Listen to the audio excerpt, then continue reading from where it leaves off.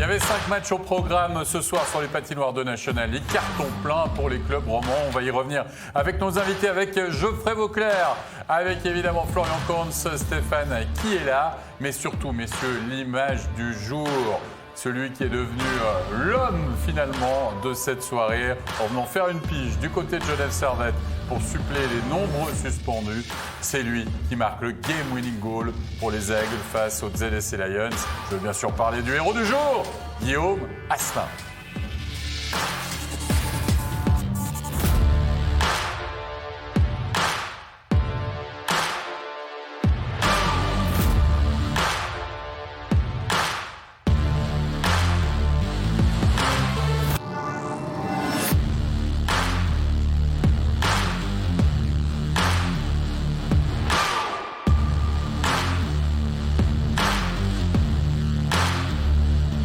Presque un but de défenseur qui soutient l'attaque, tu sais. Qui vient, qui voit le puck qui traîne, etc., etc., etc. Ça rappellera peut-être des souvenirs de derby tessinois, Geoffrey Vauclair. Tu te rappelles de ce but qui n'a pas été marqué par un de tes frangins, qui a tourné une série, qui a finalement tourné quoi? Qui a amené un titre à Lugano, non? Ouais, il est tombé 2 fois, je crois, puis en se relevant, il a pris le puck, effectivement. Je vois que tu as une meilleure mémoire que moi, Alex. J'ai une mémoire visuelle, mais j'aide un peu, parce que là, j'ai presque des centenaires, non, finalement, un peu plus. Autour de 3 à 3, on fait moi. plus de 100 ans, on est d'accord, mais quand même. Ouais, quand même. Mais ça s'appelle l'expérience, ça, Exactement. messieurs. Ça on s'achète le voit. pas. On en a vu C'est des matchs. important. Allez, 5 matchs au programme ce soir. On va attaquer tout de suite avec Lugano-Zoug. Ben tiens, on vient d'évoquer justement Lugano.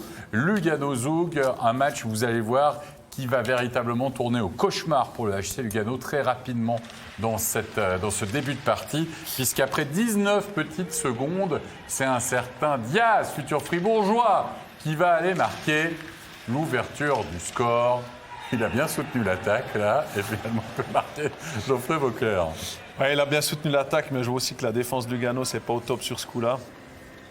Diaz, qui est quand même très régulier depuis pas mal d'années, je trouve qu'il fait du bon boulot, quoi. Franchement, moi, il me plaît beaucoup. Zenner va obtenir un assist bien malgré lui. Et Schlegel, il nous fait quoi, là? Il prend un petit peu la pause pour Florian. Ouais, puis là, il a tenté le bateau, là, comme on disait un peu Comme à l'époque. l'époque. bateau, ouais. C'est vrai que c'est des mouvements qu'on voit plus trop aujourd'hui. En tout cas, ça ne va pas être son début de match à Schlegel, puisque Torel va marquer la 8e minute de jeu. Assist de Geiser et de Leuenberger. Après 8 petites minutes, c'est déjà 2-0 pour Zoug. Et on n'a pas pris son temps mort du côté de Serge Pelletier, Stéphane. Alors qu'il nous avait dit à 2-0, tu prends ton temps mort, à 3-0, tu sors ton gardien. Ouais. Bah, du coup, il va prendre le temps mort après 3-0 de Hoffman. Et ça, c'est un tir, il est contré en fait au moment. C'est ça par laquelle des défenseurs, Geoffrey. Il n'arrive pas à shooter comme il veut, Greg, parce qu'il y a le défenseur de Lugano qui met sa canne. Mais voilà, quoi, il faut voir aussi le boulot qu'il fait avant pour arriver là. Hein. C'est typique de Greg Hoffman, beaucoup de vitesse, il déborde bien le défenseur, il surprend le gardien. Et après que Serge Pelletier ait pris le temps mort, ça ne va pas changer grand-chose, puisque c'est Livio Stalder qui va encore marquer, Stéphane. Oui, son deuxième but en Stalder. 2 matchs. Lui qui avait attendu plus d'une centaine de matchs pour marquer son premier but. Il l'a marqué mardi soir. On a ramassé la rondelle pour lui. Et là, il en marque 2 de suite, 2 matchs. Il est sur une série, le garçon. 2-2. Il faudra se méfier de lui. Hein? Il faudra se méfier de lui pour les prochains matchs. Hein? Il est sur une lancée jamais 203, qu'on dit. Bon, voilà. À surveiller de près. Et 4-0, messieurs, après 20 minutes de jeu, c'est C'était cata compliqué. pour Lugano, là, on est d'accord. Là. En compte, ça t'es à domicile, là, tu reprends 4 directement. Bah, je pense qu'ils étaient contents de ne pas avoir de spectateurs Ouais, à Lugano ce soir, parce que je pense que ça aurait sifflé assez fort. Hein. Je pense, Jeff, toi, tu connais un peu l'ambiance là-bas. Ouais, ils sont pas très patients dans ce coin-là, mais c'est un peu, voilà, c'est des latins. Il ne faut pas oublier que là-bas, ils jugent assez vite. Alors quand ça va bien, tant mieux. Quand ça va mal, Ah ouais, c'est pas compliqué, forcément facile. Lugano qui va mal depuis quelques matchs, moi je trouve. Hein. Puis là, sur les buts qu'on vient de voir, j'ai trouvé que devant leur gardien, c'était un petit peu panique à chaque fois, quoi. Soupe à la grimace, on va dire, du côté de Lugano. La question, c'était de savoir si on allait faire entrer le jeune Faton, pas pour la 2e période, mais ça sera pour la 3e. Mais avant cela, en 2e période, eh bien, Lugano va réduire le score par Piccolo Fazzini. Regardez, paf, un tir soudain qui va battre au premier poteau, on va dire, Leonardo Giannoni. Il a un sacré shoot, Fazzini, quand même. Hein, Florian Kaunz. Ouais, ça part vite. Hein. Pourtant, il est vraiment dans un angle fermé.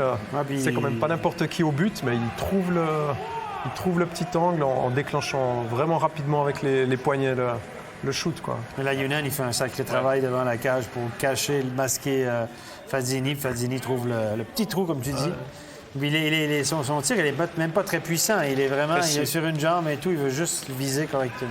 Et Diaz qui va marquer. Deuxième but. Raphaël, c'est son premier doublé depuis presque 2 ans. C'est un défenseur, on va me dire. Là aussi, il met juste le puck sur le but. Hein. Il ne cherche pas. Ouais. Il y a un attaquant de Zug qui fait le même travail qu'il y a la Yunen juste avant. Hein. Gardien. Masque gardien, ouais. Ouais. C'est pas sur Schlegel parce que tu te dis avec un peu plus de chance, si tend la jambière, ça peut renvoyer le puck. Ça n'a pas été le cas. Et du coup, du côté de Lugano, pour la 3e période, on va faire entrer un certain Thibaut Faton qui vient de signer un contrat professionnel de 3 ans, hein, de savoir avec ce côté chez Lugano. C'est un joueur et un jeune gardien qu'on a vu bien sûr pendant les championnats du monde des M20 que vous avez pu suivre sur MySports. À noter qu'il a reçu 19 shoots et qu'il n'a pas encaissé durant cette 3e période, messieurs. Une sorte de mini blanchissage, on va dire, Geoffrey Vauclair pour lui. Bah, je pense que ça, il fait quand même chaud au cœur. Il ne faut pas oublier, en plus, on doit être fier parce qu'il est Neuchâtelois, hein, si je ne dis pas de bêtises d'origine. Donc, un peu de fierté romande, hein, je veux dire. Et puis, non, je veux dire, j'ai un peu du mal à comprendre. Alors, bien sûr que ça ne tient qu'à moi, mais je veux dire qu'on n'est pas changé de gardien un peu plus rapidement du côté de Lugano. Voilà, parce que je serais peut-être pu changer la tournure du match. Peut-être en effet, en tout cas, victoire 5-1 de Zouk face à Lugano, 51-33 au niveau des shoots et encore des buteurs. 53 même, ça a changé, 53. Oula, 53, ça. Dans 10 minutes, c'est 56. Beaucoup, ça fait encore un autre match à 56. Cette année, les gars, ils shootent le puck cette année. Hein. Moi qu'on puisse dire, des styles offensifs, je me répète, mais on a des matchs ouverts. Allez, on y va, on met des shoots au but. Encore un match de 50 shoots. Là, on en a vu quelques-uns cette année. C'est très rare. Un mot sur Zoug, rouleau compresseur décidément du championnat. Faut pas trop Franchement, Florian. On dirait vraiment qu'ils ont pris leur rythme là. Il n'y a pas trop d'accrocs en chemin. Des lignes équilibrées, donc tout le monde participe au jeu. Ouais. Plein de buteurs différents et ils encaissent de moins en moins de buts en plus. Hein. Écoute, il y a une bonne petite équipe, on va dire ça comme ça. Il y a du matériel. Mais moi, je le répète, il faut qu'ils gagnent cette année. Ouais. C'est leur année ou pas, parce que Ils sont en Hoffman... train de se faire dépouiller, là. Hein, Diaz, Salatalo, Hoffman qui va peut-être traverser. On parlait que la rumeur urbaine disait que Mirko Müller avait signé. Il y a quelques jours en arrière, il n'avait pas encore signé. Il était en discussion et avec Lugano et avec Zug. On sait que ses prétentions salariales sont 100 000 francs par mois. Ça, c'est la demande de départ. Oui, mais bon. Il ne va pas finir à ça, ça Il n'y a m'étonnerait. aucun club qui va payer ça, à mon avis. Mais 800? Par contre, si Zug signe lui, Müller, est-ce que ça te remplace un Diaz? Offensivement, je ne suis pas sûr. Non, c'est pas le même genre de défenseur. C'est pas le même type de joueur. Plus un stay-home, Voilà. plus un défensif. C'est un gros défenseur, plutôt défensif. Donc, il ne faut pas s'attendre à voir le remplaçant, le digne héritier de Diaz s'il va signer à Zug. Mais on est d'accord, mais alors quel est l'intérêt de signer aussi cher un défenseur défensif? Ouais, Tu peux pas le faire jouer. Je suis d'accord, mais tu ne peux pas le faire jouer sur le power play. Si tu ne peux pas lui donner du. Enfin, comment tu. Mais comment ça va tu rester fais, quand même hein, un des meilleurs défenseurs au pays. Écoutez, si on s'arrache Fora, là, qui peut marquer des buts, mais Mirko Müller va pouvoir jouer sur le power play éventuellement. Il n'y a pas des mauvaises mains. C'est pas c'est pas un type de défenseur très offensif. Mais Yannis Moser n'en était pas un non plus. Là. Il fait un bon match dans ce ligue-là. Donc Mirko Müller peut avoir du succès. Mais ça reste que le marché est sec. Je discutais cette semaine avec un dirigeant de club, puis il me dit, regarde Stéphane, regarde le nombre de défenseurs vieillissants qu'on a dans cette ligue-là. Il faut trouver des jeunes. Puis quand Mirko Müller revient, il n'est pas très vieux, encore, il arrive dans les belles années de sa carrière, il n'y a pas de risque à signer ce gars-là pour 5 ans. Il va être un des top 5 de notre ligue en défense pour les 5-8 prochaines années. Donc ça reste quand même un investissement. Je veux dire, Diaz, il a entre 750 et 800.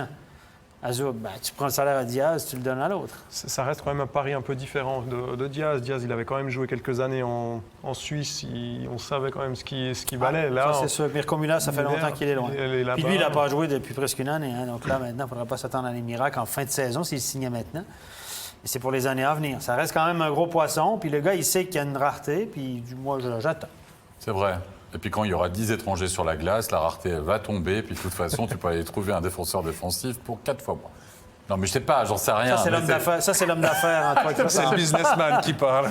Non, mais voilà, bref, c'est des fois un peu plus difficile à justifier de mettre le paquet sur un défenseur défensif. C'est ce que je veux dire. Ces demandes et on voit que c'est pas le cas. Tous ces temps-ci, cite-moi un. Kelly Anderson, peut-être à Berne? Lui, il gagne beaucoup d'argent. Ouais, mais tu le considères comme un défenseur purement défensif? Purement offensif. Purement offensif? Ouais, lui, défensivement, c'est 0 point de barre. Ouais, on est d'accord. Bah, tu vois combien de points il fait? Enfin, Ouais, cette année, ça marche moins bien. D'ailleurs, ça fait cher. Hein? bon, alors, Bref, mais ça reste qu'on se l'arrachait. Sur le marché, il avait une valeur, puis on l'a signé parce qu'on savait qu'il pouvait partir ailleurs.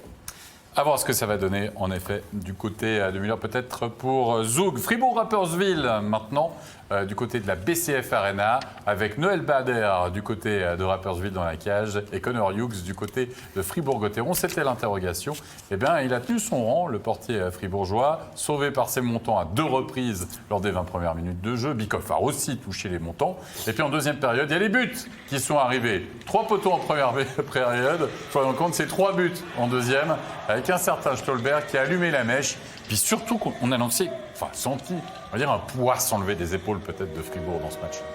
Ouais, je pense que la première période avec les 2 poteaux, ça a été l'avertissement un peu pour Fribourg. Je pense qu'au tiers, dans le vestiaire, ils ont dû se dire, bon les gars, si on ne se met pas à jouer, ben, ça va aller dans l'autre sens. Et puis ils ont bien réagi sur le deuxième tiers, bien également emmené par leur leader offensif. On a vu Stolberg, après c'est Motet qui va mettre par la suite. Donc ils ont bien géré. Oui, Marchand qui va marquer le deuxième, subtile petite déviation avec sa présence évidemment importantissime devant la cage. Et en effet, Kylian Motet qui va marquer ensuite le troisième. Ça a roulé pour Fribourg-Gotteron dans cette deuxième période, Geoffrey, face à un Rapperswil quand même. Stéphane a utilisé le mot très soft pendant Ouais, écoutez, ils ont fait acte de présence ce soir. Ils n'ont pas été... Bon, ça sentait le piège quand même à plein nez, hein, je veux dire. C'est de ces matchs un peu où l'équipe adverse vient avec un faux rythme. Et tu suis un peu ce faux rythme, il suffit qu'il commence de marquer le premier goal et puis tu peux t'embêter, puis je pèse mes mots, tout le match. Et là, Fribourg, il faut leur laisser. Au deuxième tiers, effectivement, comme l'a dit Florian, ils ont augmenté le rythme et Rapperswil était quand même dépassé. Ouais. Happy birthday to you, Kylian. 3-0, rien que pour toi. Ouais. Pour ses 30 ans, 3-0, 15e but, Stéphane, de Kylian Motet. On prend un petit moment. C'est en train, 3-0, c'est pas mal. Non? Non, mais un petit mot. C'est son anniversaire. Il est en train de réaliser. Il a 30 ans. Il est en train de réaliser sa meilleure saison. Et il a égalisé son meilleur total de buts en carrière, qui était l'année dernière. L'année passée, c'était 30 points. C'était sa deuxième meilleure saison en carrière. Mais sa meilleure au niveau des buts, 15 buts l'année dernière. Il en a déjà 15 cette année. Messieurs, la question que je vous repose, parce que je l'ai posée plus tôt, est-ce qu'il va marquer 30 buts? Parce que là, on est à peu près à moitié de la saison, un peu moins. Moi, je dirais plutôt pas loin de 25. 25. Moi, je suis un peu de l'avis de Jeff. Je pense que 30, c'est un sacré chiffre. Tant mieux s'il y arrive. Je pense plutôt que ça va être entre les 25, 25. Je suis à peu près du même avis que vous. Mais 25, c'est beaucoup dans le championnat. C'est plus que Greg Hoffman l'année passée. Ouais. C'est plus que Rayala l'année passée. Non, mais il me semble qu'il a pris une autre dimension, Kiki, honnêtement. Ouais, il n'a pas grossi. Oui, mais je parle de dimension au niveau dans le jeu. Il a changé aussi pas mal de quelques aspects de son jeu. Et puis, il ne faut pas oublier une chose. Les joueurs qui sont autour de lui, Stolberg cette saison, bien meilleur que l'année passée. Quand Desharnais joue, c'est un sacré passeur. Au début de l'année, il était sur la 4, quelques matchs. Souvenez-vous. Il a commencé sur la 4 avec Julien Sprunger.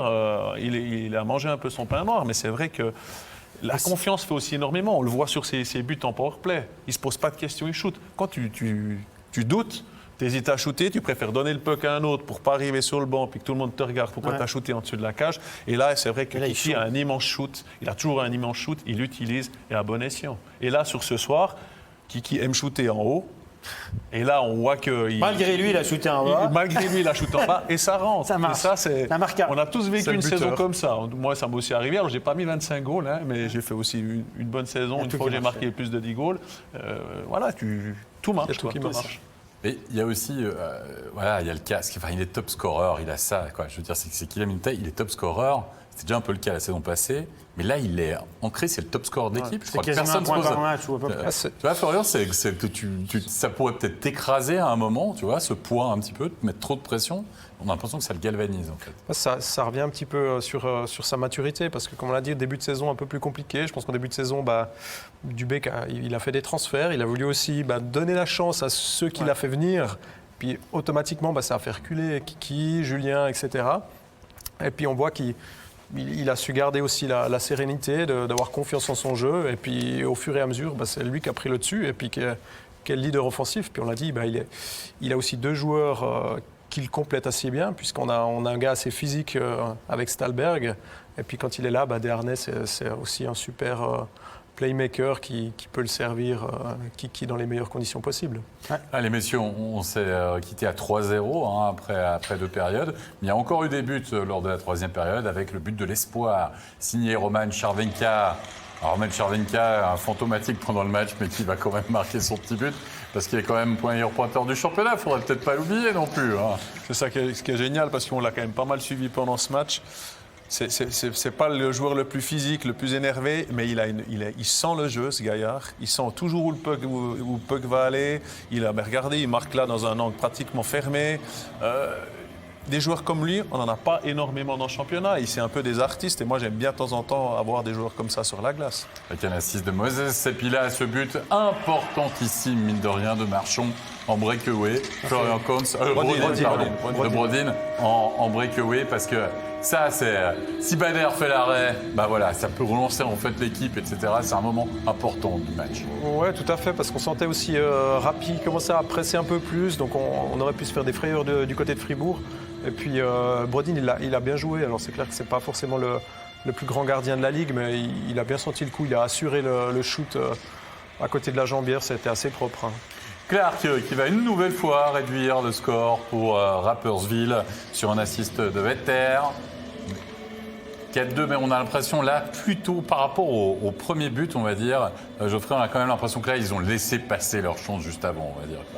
Rappi. Ouais, c'est clair que Rappi, ils ont mieux joué une fois pratiquement qu'ils sentaient qu'il n'y avait plus grand-chose à perdre, quoi. Et c'est ça qui est grave. Oui et non, mais je veux dire, c'est un peu peut-être un Rappi libéré et un Fribourg qui est un peu moins libéré, quoi, parce qu'enfin qui lâche un peu plus l'affaire. Ouais, puis c'est un but un peu bizarroïde, quoi, on va dire, de la part de Clark et puis Marchand, qui va pouvoir aller marquer ce 5-2, le but de la sécurité, doublé pour lui quand même. Oui, doublé pour lui, on est content. Belle feinte entre les jambes du gardien. Donc, voilà, c'est sympa. Je pense que pour les coéquipiers aussi, on sait que c'est un gars qui accumule pas les grandes statistiques, mais qui travaille fort, qui accepte son rôle, qui est assez bon défensivement. Et je pense que ça fait plaisir aux coéquipiers quand un jeune comme ça a du succès et tout. Donc, je pense fin de contrat. Oui, exactement. Ça va être un... Si on vise le titre, est-ce qu'on va garder Marchand? Parce qu'à Fribourg, on annonce qu'on veut viser le titre dans les prochaines années. C'est un joueur qui peut rendre des services, c'est un gars de la place, mais... Je crois que c'est le joueur le plus utilisé en attaque à 4 contre 5, Nathan, si je ne dis pas de bêtises. Donc il a quand même un rôle assez important dans cette équipe. Et puis je pense qu'effectivement, comme tu dis, Stéphane, pour aller loin en play-off, tu as besoin de joueurs comme ça. Donc on est content pour lui avec ses 2 goals, quoi. Mission à temps accompli, en tout cas pour Fribourg ce soir, face à Rapperswil. On va écouter au niveau des réactions d'après-match André Bikoff.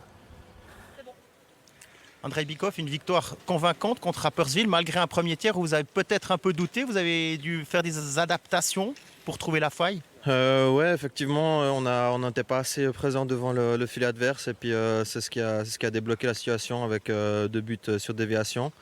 Et puis, voilà, à partir de là, je pense qu'on n'a pas lâché le morceau.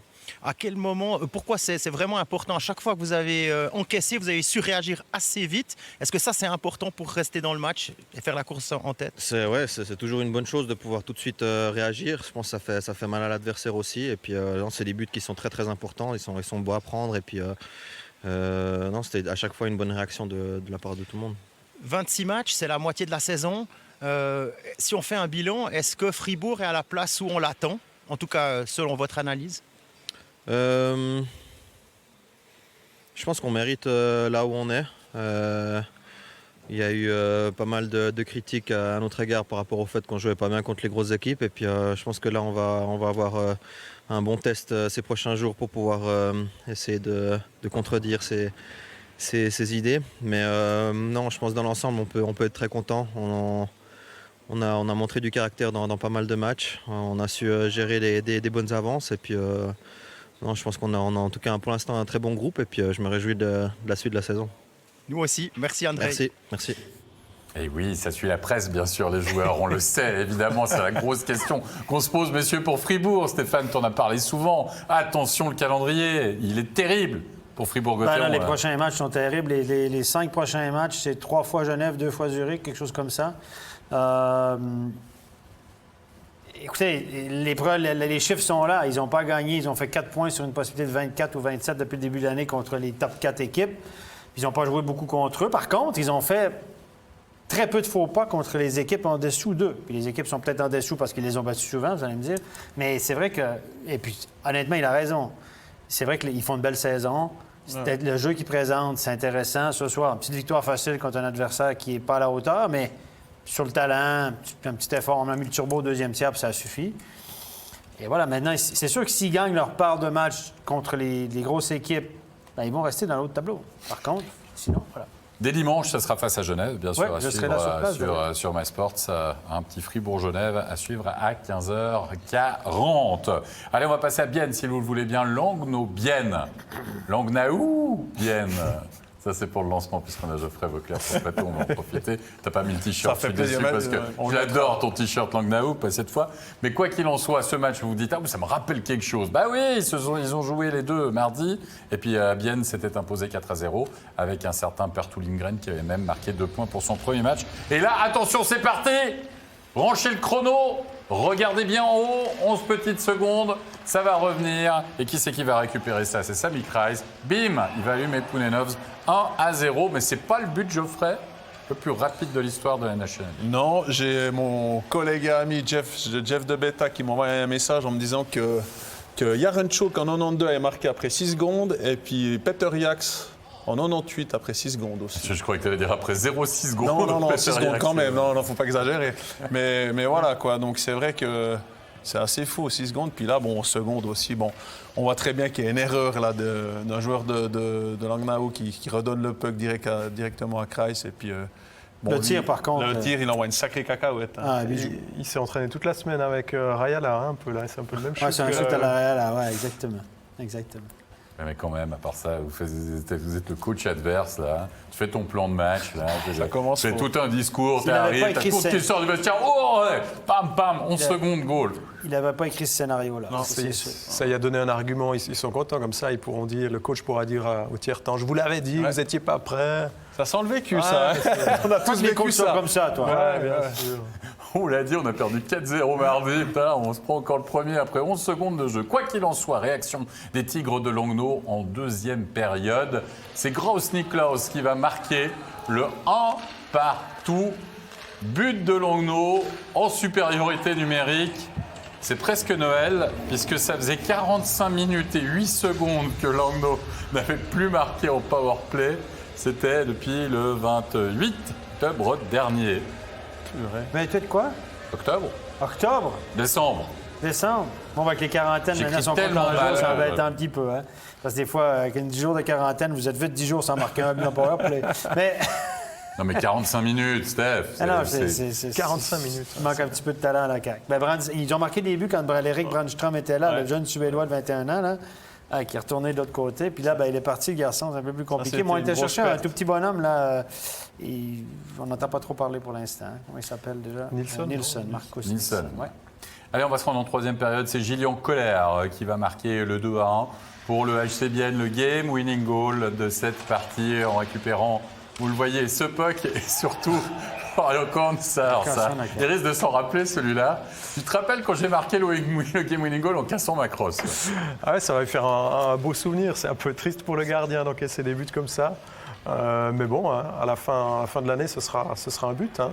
C'est un shoot à 300 francs. Ah, exactement. C'est un shoot à un but à ça 300 compte, francs, ça. ouais. Mais comme la canne est cassée, normalement, il aurait dû être pénalisé, les gars. Parce qu'au Il y aurait moment, plus. si vous réfléchissez bien, la canne est cassée avant que le puck rentre. Je dis ça, je dis rien. On va pas lancer une polémique, Stéphane, s'il te plaît.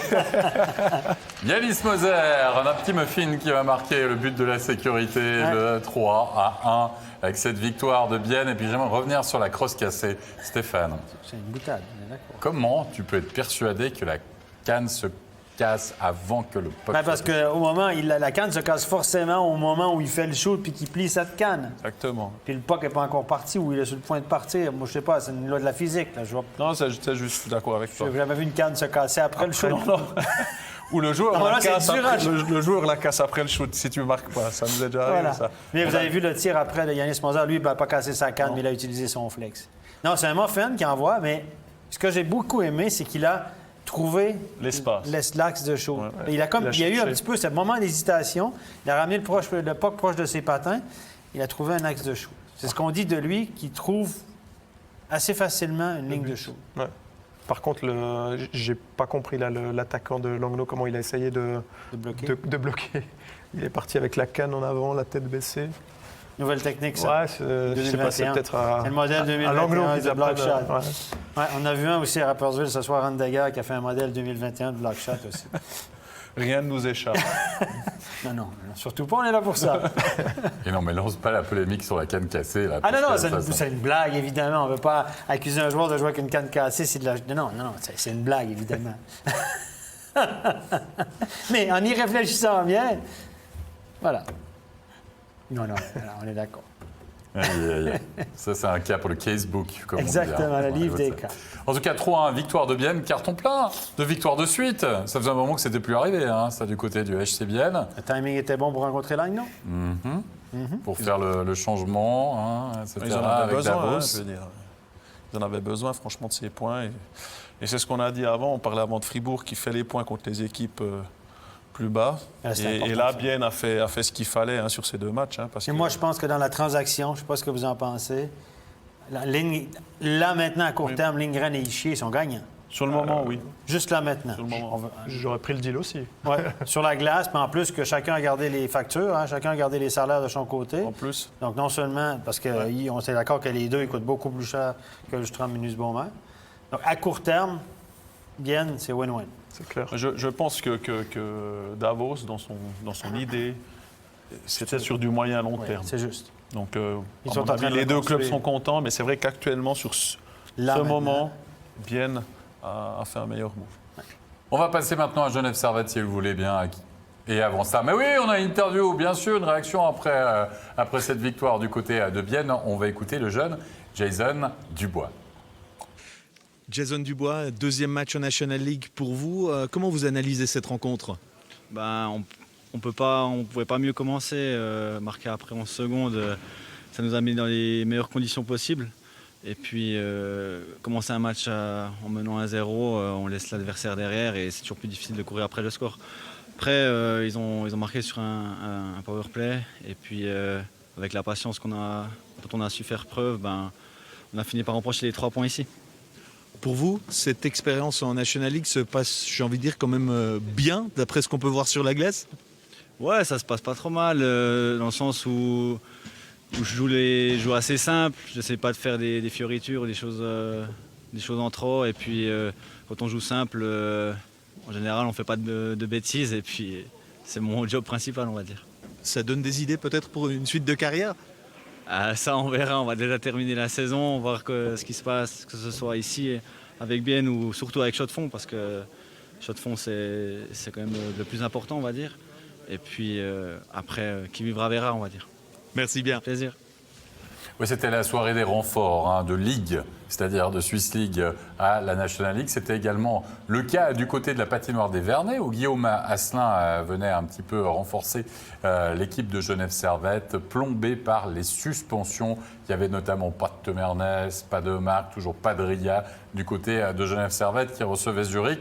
Sur le papier, on craignait quand même pour l'équipe de Patémon de se voir complètement roulé dessus par les ZSC Lions. Surtout que ce sont les Zurichois qui vont marquer la 9e minute de jeu. Moron qui va aller mettre ce puck à la cage et surtout un Gauthier Desclous qui doit en accorder de temps en temps, Geoffrey, on va dire. Il est quand même humain, Gauthier, parce que ça fait pas mal depuis le début du championnat qu'il est stratosphérique au niveau des statistiques.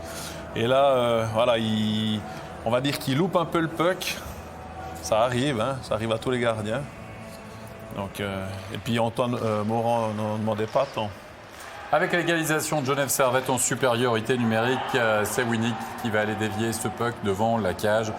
Assist de Richard, un partout Genève Servette qui n'a pas douté, on va dire, qui a toujours su coller au score et même prendre, on va le voir, les devants tout à l'heure dans la 2e période, et qui peut surtout compter sur son power play. Ça, c'est le plus important, souvent, Florian, quand on le sait sur le papier un petit peu en dessous de l'adversaire. Ça fait toujours du bien de pouvoir marquer ces buts en power play. Ça compte beaucoup dans des matchs comme ça où tu te sens peut-être un petit peu inférieur. Et puis là, ils ont été un petit peu chanceux. Ces deux petites déviations comme ça qui ont surpris Flueller, mais ça a fait du bien pour lancer le match de Servette. Winnick, tout ce qui touche, ça tourne. C'est de l'or. Ça tourne dans l'or. Ou du bitcoin un peu. C'est mieux côté. C'est mieux côté. Allez, 22e minute de jeu. Je ne sais pas s'il a investi dans le bitcoin, mais en tout cas, il a été très heureux pour marquer ce but. C'est Arnaud Jacquemet qui va aller marquer justement, qui voit ce puck et la traîner, on va dire, Stéphane, dans le slot et qui peut en profiter. Sur un bon jeu de la part de Timothy. Oui, Cast était patient, la tête bien haute. Il a attendu. Là, il sait, regardez, au moment où il peut shooter, ses copains ne sont pas devant la cage. Il a attendu un moment, trouvé la ligne de shoot, a été patient, tête bien haute. Et, au bon moment, il a fait ce shoot et c'est lui qui a créé ce jeu-là, finalement. Oui, et puis Jacquemin qui se rappelle que c'était un attaquant à la base, évidemment. Et puis Sigrist qui va égaliser pour Zurich. Sigrist qui trouve assez régulièrement le chemin des filets. Hein. Oui, c'est un tout jeune joueur. Hein. Il a fait un championnat du monde il y a quelques années. Pas très élégant si vous le regardez aller. Par contre, il est efficace. Il a un bon sens du jeu. On l'aime beaucoup du côté de Zurich. Je n'aurais pas parié sur lui, mais il est dans l'alignement comme Simic. Il joue, il y a du temps de glace, etc. On lui fait beaucoup on fait confiance. Et de temps en temps, il nous marque des buts, il nous surprend. Il fait jouer des jeunes. Et ça marche. On le voit, évidemment. Info. 2 partout, on va se rendre en 3e période. C'est très serré. On va devoir aller voir la vidéo sur un essai de Winnick. On allait voir la vidéo pendant un moment parce qu'il y a un puck qui va se rendre à la cage de la part de Winnick. Vous allez le voir maintenant. La cage est déplacée. La question, c'était de savoir si le puck était rentré, évidemment, avant que la cage ne soit déplacée. Alors vous savez maintenant que les arbitres ont la possibilité d'aller voir à peu près toutes les vidéos possibles et imaginables, ce qui rend terriblement jaloux un ancien arbitre ici présent sur le plateau. Mais il a fallu un moment pour trouver le bon angle de caméra et finalement on l'a trouvé. Comme quoi, la technologie n'a servi strictement à rien sur ce coup-ci, puis c'était la caméra posée non pas au-dessus, mais sur le côté. Mais ce qui me dérange là-dessus, moi, c'est le mouvement de l'arbitre. On demande aux arbitres, je sais, je fais des supervisions d'arbitres au niveau des juniors élites, puis on demande aux arbitres d'être très dynamiques alentour du but, de bouger, de mettre du style, etc. Là, l'arbitre, il part du coin, fait le tour derrière la cage, puis il se retrouve quasiment dans le slot. Pour montrer qu'il était dynamique. Mais au moment où il doit être proche en arrière du but pour voir, il est dans l'axe de Winnick, il est derrière Winnick. Au système à 4, ça ne te sert à rien de monter si haut que ça. Reste à la ligne de but ou derrière, tu as l'autre qui te couvre au milieu. Là, il a couru comme au système à 3 à l'époque pour avoir l'air dynamique. Le superviseur est content dans ce temps-là. Il dit tu bouges et tout. C'est de la merde. Mal placé. Tu veux ta tablette pour analyser ça puis nous montrer où il aurait dû aller, là? Pas faire un flyby. On peut juste remontrer la première séquence. Vous allez voir, gardez vos yeux sur l'arbitre, vous allez voir ce que je veux. On peut le remontrer en régie, s'il vous plaît. Juste la première séquence. Elle arrive. Mais vous allez voir, quand tu parles d'un arbitre mal placé, là, on aurait pu éviter ça. Regardez, il est en haut de votre écran. Regardez-le bien. Là, il va là, comme un NHL, il va être dans l'action sur la photo. Regardez, tac, il ne peut rien voir. Impossible de voir quoi que ce soit, il est derrière Winnick. Pourquoi il n'est pas resté dans sa position ou au moins derrière la ligne de but? Ça, c'est une mauvaise position. Regardez où il est. Regardez où il est. Il est derrière Winnick. Il y a les joueurs de Zurich. Il ne peut pas le voir. Stéphane, c'est des anciens joueurs, nos invités ce soir. Ils sont pas Mais ça donne envie de faire arbitre. Hein. Franchement, je crois que je vais me lancer. Moi, ce qui m'interpelle, c'est d'avoir entendu qu'on demande aux arbitres d'avoir du style. Ouais. Bien sûr, d'avoir l'air de. D'accord. L'air de. OK. Même si t'es pas bon, là, t'as l'air de quelque chose au moins. C'est ça l'histoire. Mais on demande aux arbitres de patiner des fois, sprinter peut-être pour freiner. C'est comme à l'armée, t'attends pour attendre, puis t'attends pour partir, je sais pas quoi, là. Tu cours pour attendre, puis t'attends pour courir. Ben, c'est exactement pareil. Ils demandent aux arbitres de faire des petits sprints comme ça pour freiner le plus rapidement possible, puis revenir. J'ai toujours dit, quand tu patines, puis tu t'occupes de bouger, puis tu fais aller tes pattes, puis tes bras, tu vois moins bien, puis t'arbitres pas. C'est ma théorie à moi. Stéphane. C'est ma théorie à moi. Le meilleur, moi, je pense, c'était Paul Robillard, non? Paul, sur le juge de ligne, Paul Rébillard. Le petit freinage, là. Ah, ouais. Surtout aux arrêts de jeu, là. Voilà.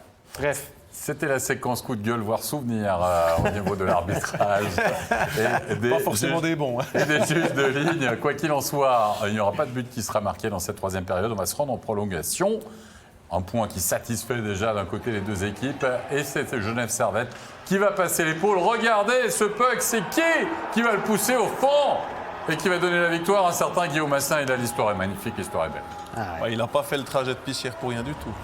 Franchement, voilà, il a quand même beaucoup joué, hein, plus de 18 minutes, hein, Stéphane, si je dis pas de 19, bêtises. 18-59 officiellement. Donc on l'a utilisé, on parlait de savoir s'il allait avoir de l'impact sur ce match. C'est clair, quand tu joues 18 ou 19 minutes par match, c'est beaucoup plus facile d'avoir l'impact. Et puis on est très heureux pour lui parce qu'il est allé au goal. Il a freiné. Il a freiné, ce que des fois d'autres ne font pas. Et puis Voilà, petite cacahuète entre les jambes de Fueller. Est-ce qu'on parle de Fleuler ou non? Alors, va éviter, hein. il n'a pas été vraiment top sur ce coup-là. Parce que Je vous rappellerai que Fleuler, le premier match à Zurich, je ne sais pas si vous étiez avec nous en plateau ce soir-là, Fleuler, c'en était le bugalisateur de Genève, était complètement à côté, puis il se l'est mis dedans tout seul. Ah oui, c'est juste. OK? Puis là, je trouve qu'il n'a pas très bien paru. Ah, c'est pas très voyant, mais c'est vrai je pense que lui-même, il va se dire en voyant les images qu'il aurait pu être un peu plus rapide et puis bloquer ce puck ou protéger son bas du filet un peu mieux. Mais soyons pas rabat-joie. On est content pour Guillaume Asselin. Exact. Qui est deuxième meilleur marqueur de Swiss League actuellement, à égalité de points avec Arnaud Montandon. Il fait une super saison à Sierre. Sierre fait une super saison, on n'en parle pas beaucoup. Ils ont 43 points les deux. C'est juste qu'Arnaud Montandon a plus de buts. Ils sont premiers. Bon, les deux étrangers d'Ajoie ont joué moins de matchs. Ouais. Voilà. Mais quand même, à Sierre, cette année, on n'en parle pas souvent. On ne s'attendait pas à les voir là. Hein, oh, que non. Pas beaucoup de monde gagne des gros matchs. Sûr.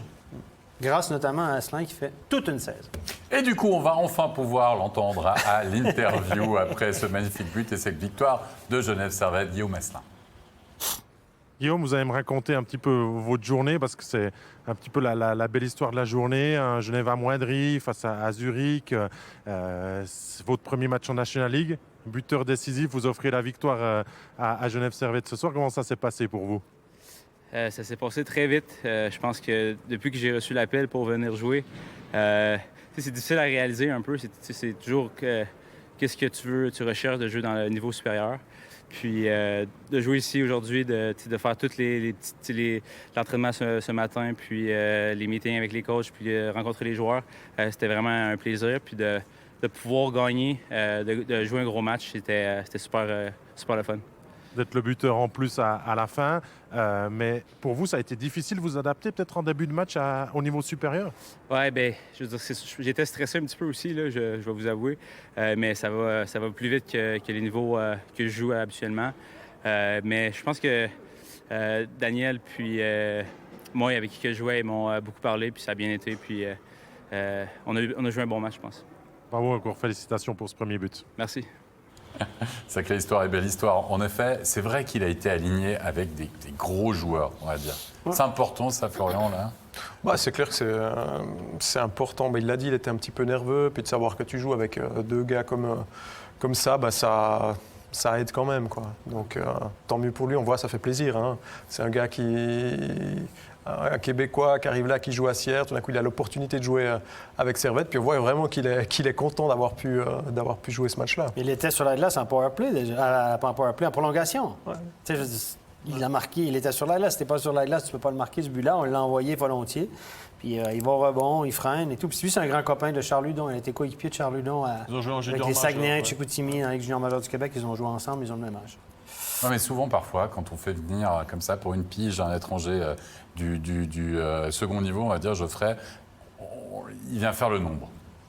On ne vient pas forcément lui donner un rôle, entre guillemets, comme ça. Ouais. Mais de moins en moins. Puis là, du côté de Genève, il n'en manquait pas qu'un. Il manquait quand même 5-6 joueurs importants. Donc on n'a pas dû se poser la question de avec qui on le mettait, où on le mettait, ou si on lui donnait beaucoup de temps de glace. On n'avait pas le choix. Donc il a dû beaucoup jouer. C'est très bien pour lui. Moi, ce qui m'a fait bien rire, j'ai adoré ça, c'est qu'il a dit qu'il était content d'être au meeting. Généralement, les meetings vidéo puis tout ça, c'est pas vraiment la panacée pour les joueurs. On préfère être sur la glace, mais j'ai bien aimé son enthousiasme à être là, puis ça fait plaisir. Lui, les gars, c'est un des candidats possibles. Si on augmente le nombre d'étrangers, comme on semble vouloir le faire, c'est ce genre de gars-là qui risque de se trouver des jobs. S'il continue de performer, je pense que c'est son objectif. Ouais. S'il est dominant en Swiss League, peut-être qu'il y a un petit appel et dire... ça va ouvrir des portes aussi. C'est des joueurs, effectivement, si on augmente le nombre. Ouais. À voir, messieurs. Dernière rencontre de la soirée, Ambry-Davos. Ça sentait un petit peu le match serré, finalement, entre Ambry et Davos. Ces deux équipes qui vont se battre, on va dire, de 7 à 10 environ au niveau du classement. Et ça n'a pas manqué, ça a été très serré du côté de la Léventine. Il n'y a pas eu de but pendant 2 périodes. Il a fallu attendre la 3e et la 45e minute de jeu pour voir ce but signé Knack, 1-0. Un puck Geoffrey légèrement dévié. Oui, touché par le défenseur, parce qu'on voit il est flottant. Alors Knack n'en demandait pas tant, je veux dire. Et puis on voit que Chacho est un peu déçu parce qu'il est dévié. Mais il était bien sorti, en tout cas. Il est bien au-delà de son demi-cercle, vous avez vu? Oui. Il a challengé, comme dit. Il l'a challengé, oui. Exact. Et puis finalement, dans la cage vide, c'est Herzog, alors qu'Ambry a une belle possibilité. Mais c'est bien Herzog qui va aller marquer. Pas loin du hors-jeu. Pas loin du hors-jeu, là. L'autre, il s'attendait de recevoir la passe en bas de l'écran, mais elle n'est pas venue. Il avait marqué tout seul. Il a failli se mettre en jeu. Il a dit, tiens, regarde, celui-là. Il ne va pas me la passer, celui-là. Ça peut sembler comique, mais s'il y a un hors-jeu là-dessus, puis après Ambry égalise, Parce que ça rigole. là, Là, tu te je fais pense fusiller que le par le coach est un peu nerveux ces temps. En plus, je pense qu'il était trip. Ils sont moins détendus, Volmen, hein, ces temps, sur le banc de Davos. Mais Davos n'a pas accordé de but, les gars. Et Schliemann, blanchissage, le dernier datait du 9 février 2019. Ça fait longtemps parce que cette année, là, Davos défensivement, là, c'est loin d'être pas la ça. Ah, référence. je veux dire, c'est pas la référence. Mais c'est bon, ça vrai. va faire du bien à tout le monde, je pense. Hein? C'est vrai que défensivement, ils ont plutôt tendance à accorder pas mal. Donc là, ça va peut-être leur donner un peu de répit. Ça va être bon pour la moyenne, ça va mieux paraître. Ouais. On va voir ça. Allez, messieurs, on va continuer là-dessus parce que les rencontres, c'est terminé. Mais on va passer aux 3 étoiles de la soirée.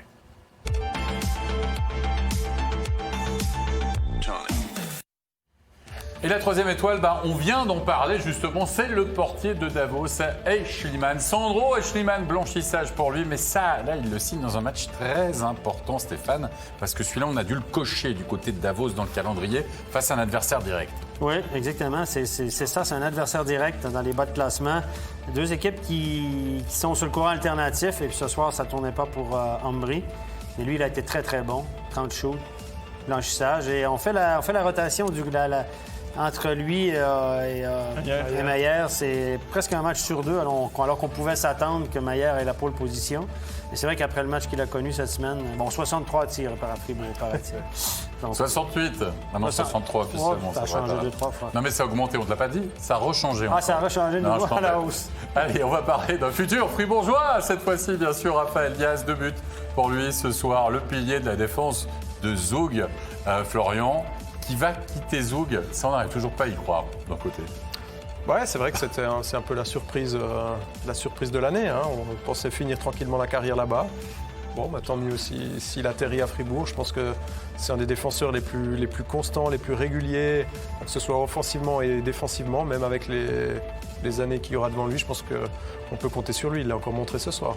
Alors on parle beaucoup de Kylian Motet évidemment du côté de Fribourg, mais il ne faudrait pas oublier un certain Nathan Marchand, n'empêche qu'il fait ses points et qui marque 2 buts ce soir, Geoffrey Vauclair. Très content pour Nathan qui fait un immense boulot défensivement du côté de Fribourg. Alors c'est sûr que c'est moins mis en avant, mais ce soir, il est récompensé du travail qu'il fait depuis pas mal de matchs à Fribourg-Gotteron. Messieurs, on va récapituler maintenant les résultats de cette soirée de National League. 5 matchs au programme, puisqu'on le rappelle bien sûr que Berne et Lausanne sont toujours en quarantaine. Davos qui s'impose 2-0. Le succès de Fribourg-Gotteron 5-2.